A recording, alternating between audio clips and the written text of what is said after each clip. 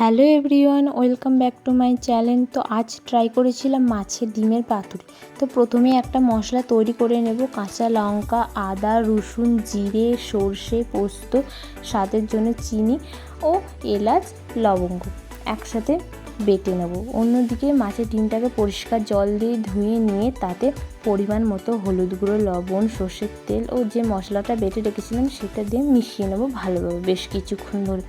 এরপর এই মিশ্রণটাকে 10 থেকে 15 মিনিট চাপা দিয়ে রেখে দেবো। অন্যদিকে কলা পাতাগুলোকে এরকম চৌকো চৌকো করে কেটে নিয়ে পরিষ্কার জল দিয়ে ধুয়ে নেব। এরপর কলা পাতাগুলোকে সর্ষের তেল মাখিয়ে কড়াইতে সেঁকে নেব প্রত্যেকটা কলা পাতাকে।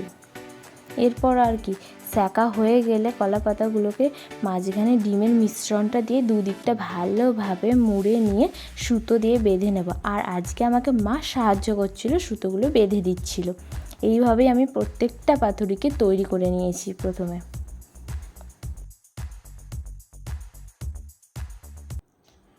এরপর কড়াইতে তেল গরম করতে দিয়ে তাতে একটা একটা করে পাতুরি দিয়ে আমি লো টু মিডিয়াম ফ্লেমে রেখে পাতুরিগুলোকে ভালোভাবে ভেজে নেব অল্প তেল দিয়ে।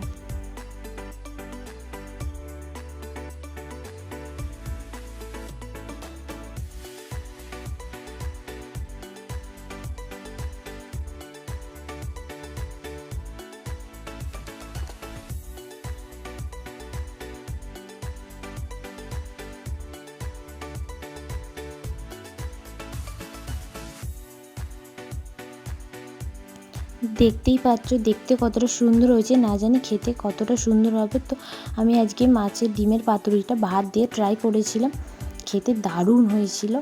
আর ভিডিওটা ভালো লাগলে অবশ্যই চ্যানেলটাকে সাবস্ক্রাইব করে দিও। বাই।